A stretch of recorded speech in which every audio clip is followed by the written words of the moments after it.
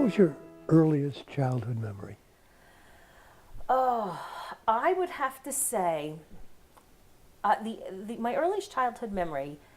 The only reason I'm going to say this is because I know I was 5 when my grandmother, my dad's mom, passed away, um, and I remember her pinching my cheeks because I have a round face, and when I was little, she'd come in and kiss us hello, and she would pinch my cheeks really hard because you could grab onto a lot. And I remember hurting, but I remember she did it so lovingly. So to me, that's like a fond memory because that's really all I have left of her, and I could put a time to it because I know I was 5 when she passed away, so it had to be sometime before that. Other than that, I don't really remember much before the age of 5. Do you remember her being special?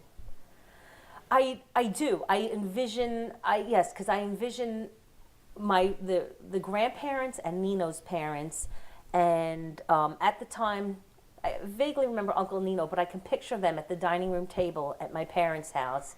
And even though there was a communication barrier because we didn't speak Italian, they did. They spoke broken English, but we used to laugh because their broken English we still couldn't understand. So, but they would just sit there and shoot you this loving look and smile, and yeah, that was special. I know they were special. They loved you, and they didn't have to. Nobody verbalized anything. You could just tell by them being there and them looking at you that they loved you. Do you remember how you felt when she died? I honestly don't remember her death at all. I don't remember the funeral. I don't. Yeah, it's funny. It's something I never thought about. I don't know if we were brought to that funeral. I really don't remember much about that. So no, but I can picture. I can picture her pinching my cheeks. I can picture the exact spot in the hallway. I could picture the tile and the wallpaper in the background where she would pinch my cheeks, hello and goodbye. And that's really all I remember about her, except for. I hear the memories that Uncle Nino and my dad will share about her, but I'm just more repeating what they say. What did you do as a kid? What did I do as a kid? As a kid, my parents involved us in sports, and at the time, soccer wasn't a big thing. It's huge now. But as a kid, we were, outside of school, we were on a softball team. And my sisters and I were all on the softball team. And as typical my mom, she ran for commissioner of the league and was commissioner of the league for a couple of years. So as a kid, our extracurricular activity around school was softball. And that was fun. That was, being part of a sport, I think does a lot for a kid as far as confidence and strength and that kind of thing. But we did that, and then in the summer times we went to summer camp, which I feel very privileged. It was a lot of fun. We had the good fortune of our parents sending us to a local camp, a day camp, and that exposed you to so many different activities, things that you would never do. Pottery, electronics, swimming, gymnastics, dramas. You'd put on plays, costumes. It was actually a lot of fun. It occupied a lot of your time. A lot of friendships were bonded. Always the last day camp, lots of tears and stuff like that. And we each went for a good 8 to 10 years, I would say. And I'm sure that was really good for my mom to have a little sanity during the day. And it was a lot of fun, and I feel very fortunate that they sent us to camp because we got to do it. Tennis, golf. Oh yeah, some of the other things? They would do special outings where they would take you zip sledding, which is kind of like tubing. It's essentially tubing out in the ocean, ice skating, roller skating. It was really a lot of fun. So we were lucky to do that stuff. What did you do with your brothers and sisters that you never told your parents about? What did I do? Well, I remember, I think they may have found this out later on, but sometimes, not often, but we skipped out on church, which wasn't often, but where the cake comes in is really kind of bizarre. I remember we skipped out on church. We didn't know what to do, and we put our allowance together and we bought an Entenmann's cake and drove behind some factories and split the cake and ate cake instead of going to church. Like, I have no idea why. And then I think we probably swung by church and picked up the missalette to bring home so we could prove that we were there. We're going to hell. I don't know why we did that. I can only recall doing that once, but it may have been twice. They'd be very disappointed. But I guess if that's the worst of things that we did, you know, that's not too bad. What else did you do that you never told your parents about?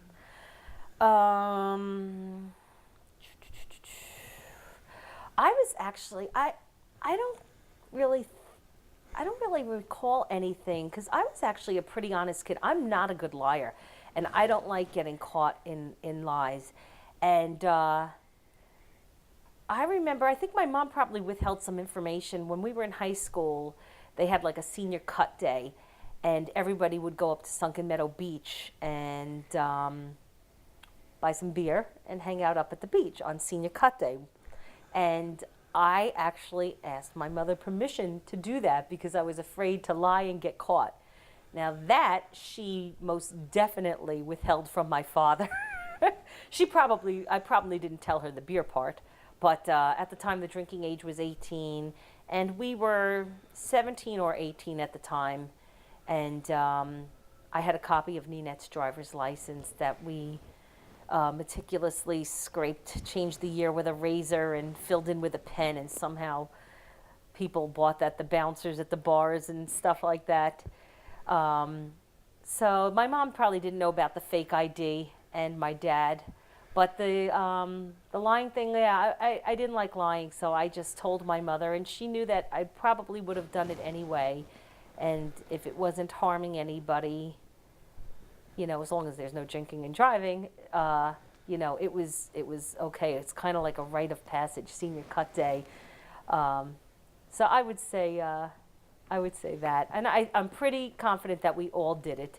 I think once I got the go ahead, everybody else kind of told her they were doing it too, and she just kind of looked the other way. What was one of your favorite things to do? Beach, movies? Oh, the beach, the beach, the beach, the beach. I'm a beach girl. I loved, my mother and Aunt Joan when we were little used to take us to the beach, and to Jones Beach. All of us kids. They had two at the time. I don't think Stephen was born yet, and it was the four of us, and they would gather everybody up and all the supplies and pack sandwiches. There's nothing like tuna on soggy bread, warm tuna on soggy white bread at the beach. And that was our thing. We'd all have that and some chips and hang out. And I remember one time we were in the water trying to catch guppies and stuff, and some man came over to me and offered me this fish he caught. And when I looked in the paper cut, it was a mini swordfish. It was actually a baby swordfish. It actually had a sword and everything on it. The whole thing couldn't have been more than 3 inches long. And it looked exactly like a swordfish with a sword. And I wanted so bad to take it home, but we let it back in the water before we left. But yeah, I was always a beach girl. And even in high school and after all my vacations were beach oriented until I met my husband, who's fair-skinned, and he can't sit on the beach for 8 hours sunning all day, 5 days a week. So we try to compromise and integrate vacations that mix it up a little bit so that everybody's happy. But beach all the way. And who were your favorite? Well, what was your favorite music?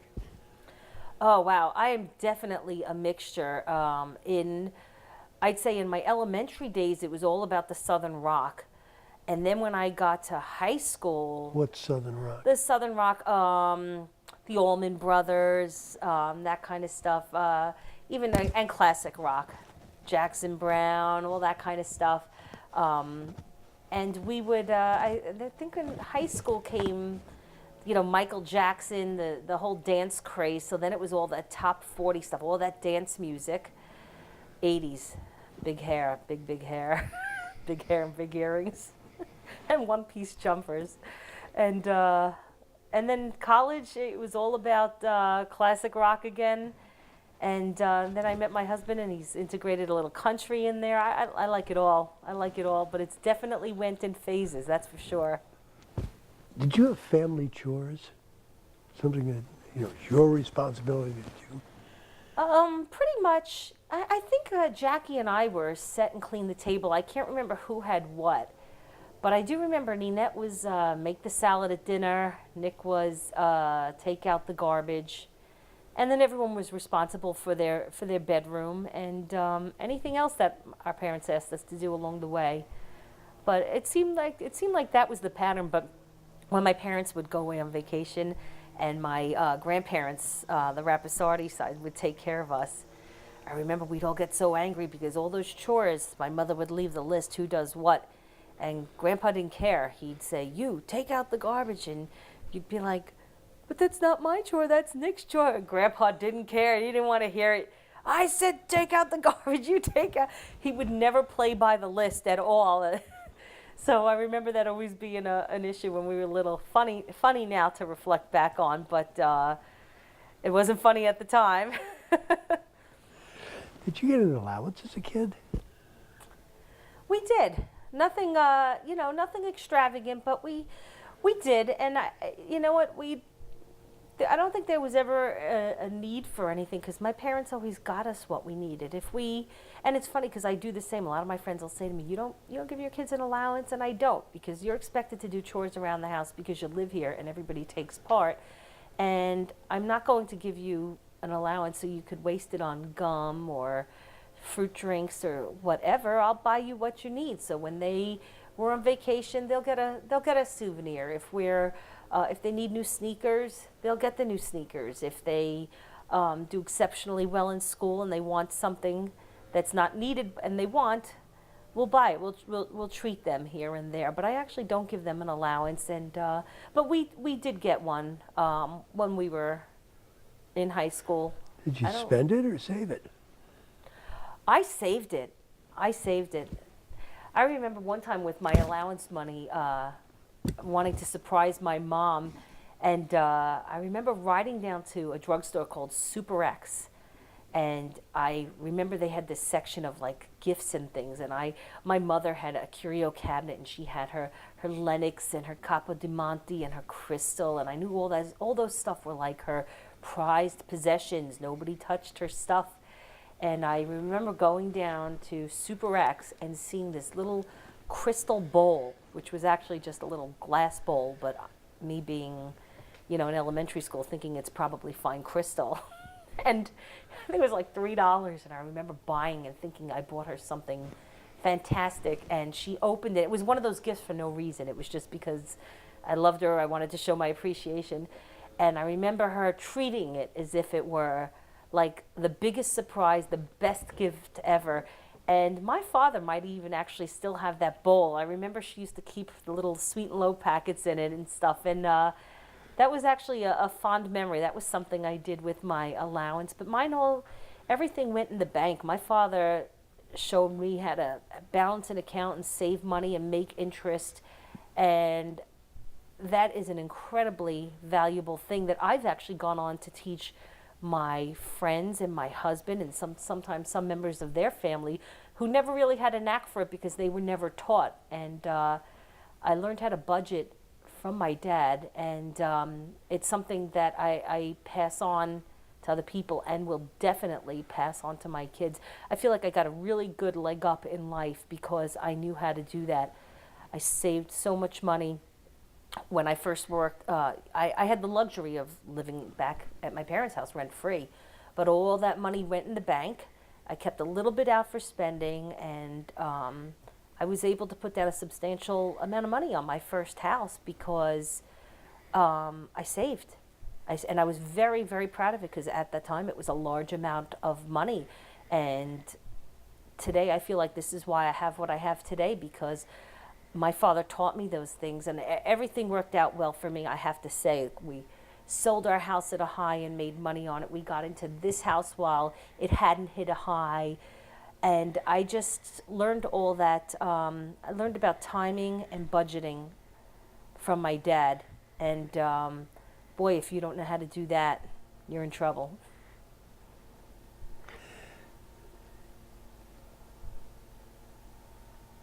Do you remember any fads as a kid or in college? Well, Come on, what'd you I do? just say, any fads, yeah. Well, I have not always pertaining to me, but I remember at one point, I'm going to start from the younger years. I remember my mother was big into crocheting, and oh my God, I wish we had one somewhere. And at some point, it became a fad where she crocheted these big floppy hats that had crocheted into them actual aluminum cans, like they cut Coke cans or beer cans, and it would be like half of a can all the way around, and in between linking the cans were crocheted, and we all had these funky hats of crocheted, and I remember people had purses and stuff. Boy, that's something that didn't stick. I wonder why. But that was a funny fad when we were kids. And as teenagers, oh my God, definitely the 80s influence, the big hair, the neon clothes, the big earrings. You got down and funky, is that We it? did. Oh my gosh, we did. The bigger the hair, the bigger the earrings, the better. And that was fun, though. Everybody can look back and laugh on the 80s. And then I'd say at some point after that in college, I think when the punk rock phase came out, I was really loving that. And I got permission from my parents to put a little purple in my hair. So I had the really cool bi-level hair look and had a couple purple stripes on either side for a short while. So you had the big hair. I had the big hair in the 80s, yeah, and then in the punk rock phase, I had a little purple in my hair. I never did any crazy piercings or tattoos, and at some point after that, I realized that I wanted to stick with classic looks, classic feels to my house. That stuff, classic stuff never goes out. The fads in the 80s too, I remember my parents had to buy a new bedroom set, and my poor father, who's not a wasteful person, has it now, but that's when the whole mica phase was in. And I had this now hideous, then really cool, white and black mica furniture. And when my parents moved into the house that my dad is in now, they had this tremendous room. And I had a lot of pieces of furniture. And my father couldn't see buying new furniture. I didn't want that anymore. I was married now. I wanted to buy my own things. I was more into the wood. And he has that furniture today. It even has a zebra comforter. My 80-year-old father is sleeping with a zebra comforter and black and white and mirrored mica furniture. Yeah, Mike is really bad. And it was funny because I think Ninette had mica in gray and then Jackie had the tan. Oh, so I've learned, don't go the fad route.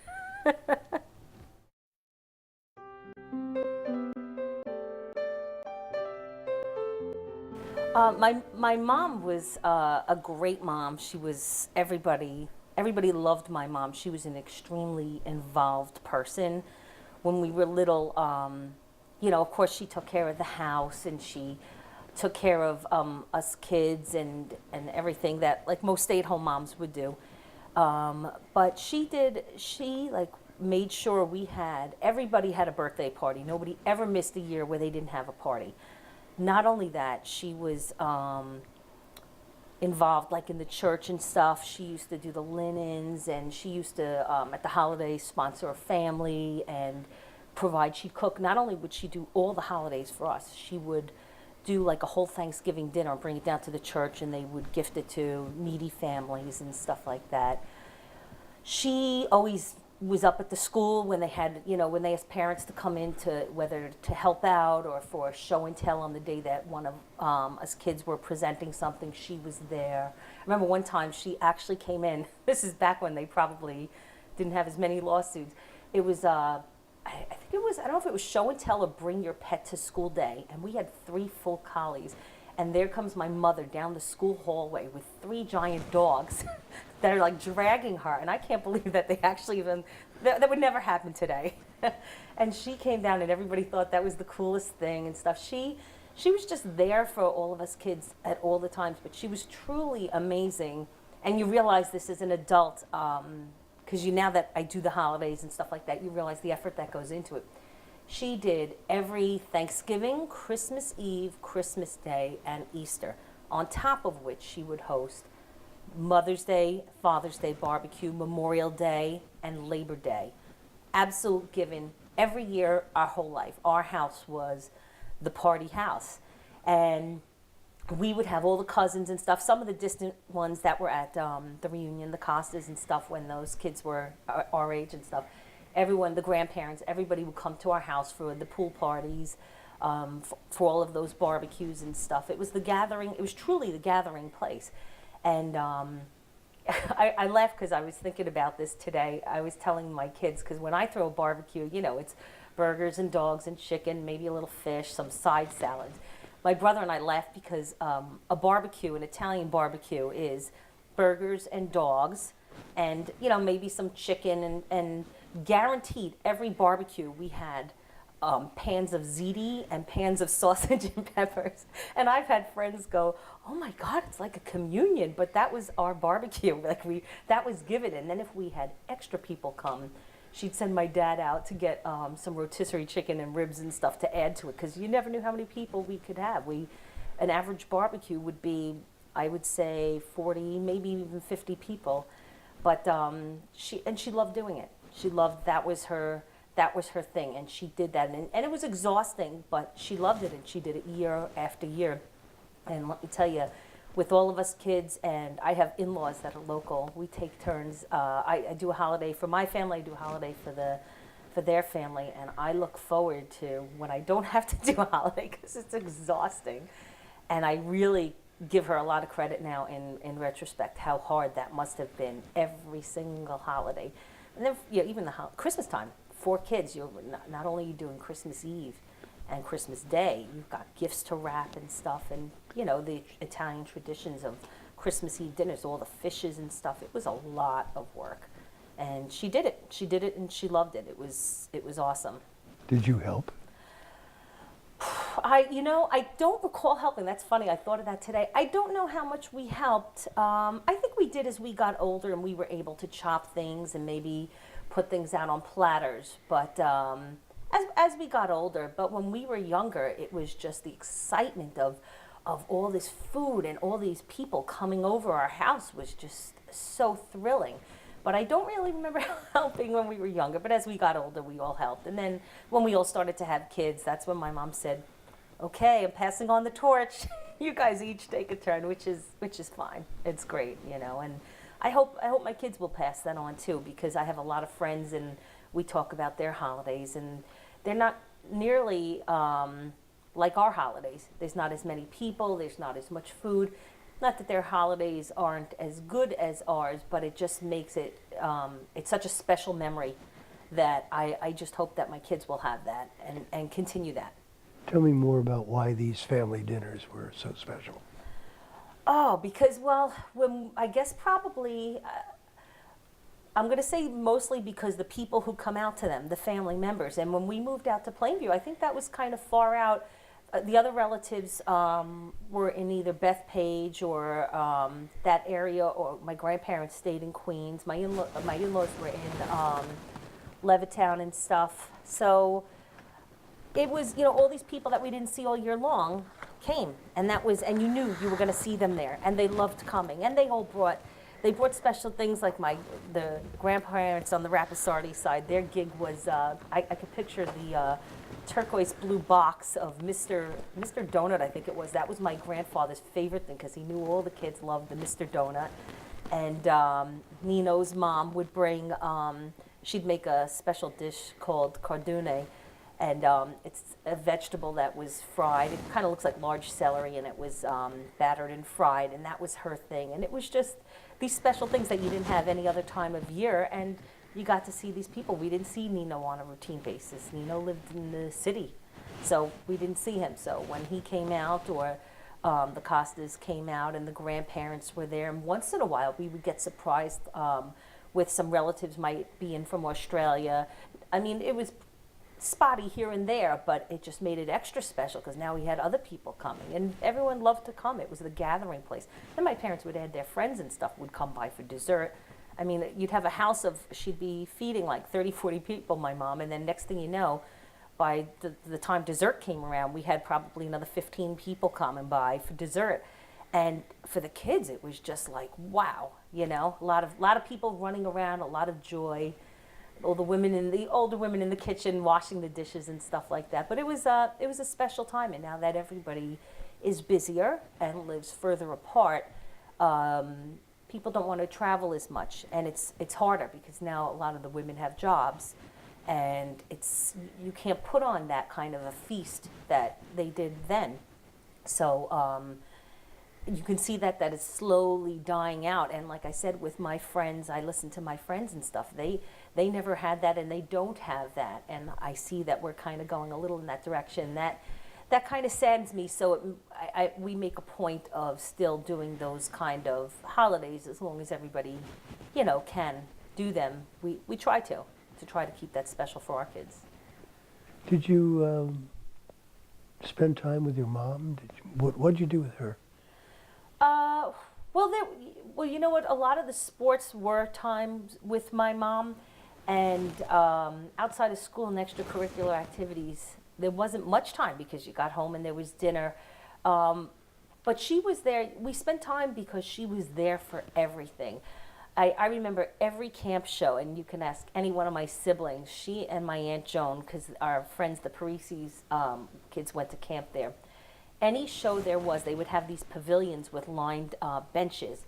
And my mother and Aunt Joan would always be in the first row on this one bench, same spot, every show, never missed a show. And there were 4 of us, and we did a minimum of 2 shows a summer.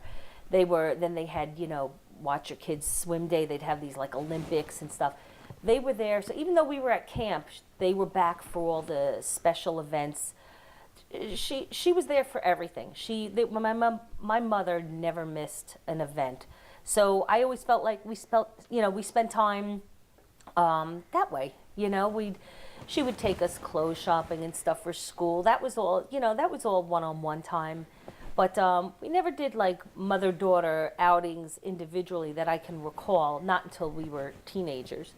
But she was there for every school event, every camp event. She was literally a hands-on mom right there. So, and I could say I have friends that would, you know, their parents wouldn't be able to show up for things and stuff, and that was always sad to me. I couldn't imagine. I mean, I can honestly tell you, I can't think of one event where my mother wasn't present, not one, and that was times 4 of us. So that's pretty impressive.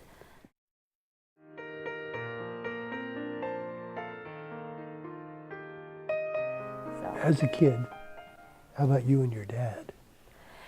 That's funny because I had a feeling you were going to ask that, and I wanted to explain what my dad's life was like, or my life in regards to my dad as a kid. And my dad was a very, very hard worker, and as you know, he was a physician and he was in the office all the time. He had a partner at one point, but then they separated and he was by himself.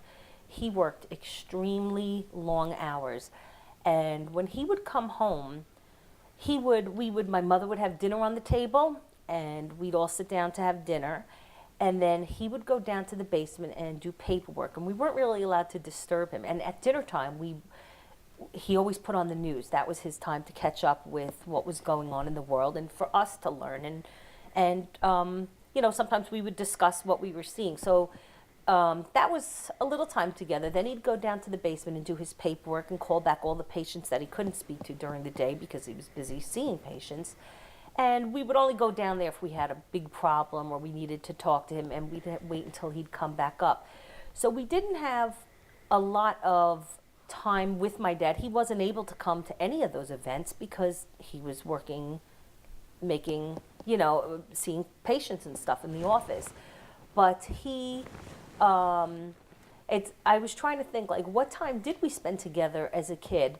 And I realized like my father became like my father at really at all those barbecues and stuff and the holidays. That's where he kind of let go, because every day, Monday through Friday, was work. And, you know, at the end of the day, you went to bed and you started the next day. And sometimes he would help us with homework.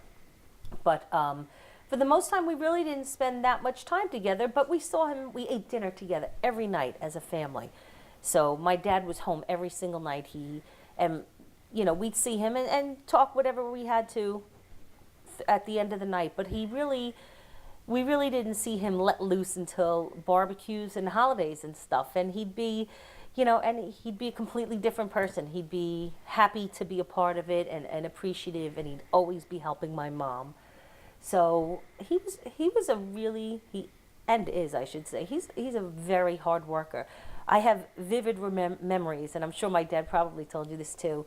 If there was something wrong with the sink, he wouldn't call a plumber. He'd take it apart himself and fix it. If he pulled up and one of the sprinkler heads were broken, he'd come out, he'd change out of his suit, and he'd put on his work clothes, and he'd go out and fix the sprinkler head. He would constantly do this, and he did it in order to not waste money, and he also did it because it's just who he was. He wasn't the type of person. He took care of everything. He took care of everyone's problems. He could take care of anything. He was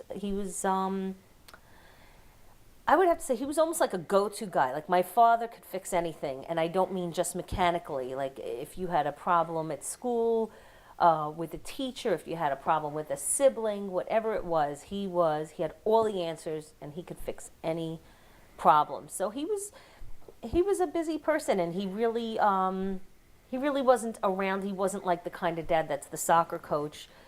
Or that kind of thing. Periodically, he came to some of the games and stuff. I remember I could picture him sitting in the bleachers and stuff at my brother's Little League games and maybe some of the games in high school and stuff like that. My younger sister and I were cheerleaders, and my brother was on the football team. So I think he came to some events like that. But he wasn't around much because he was working hard and taking care of the household and working for the family. They had a very good, healthy, normal relationship.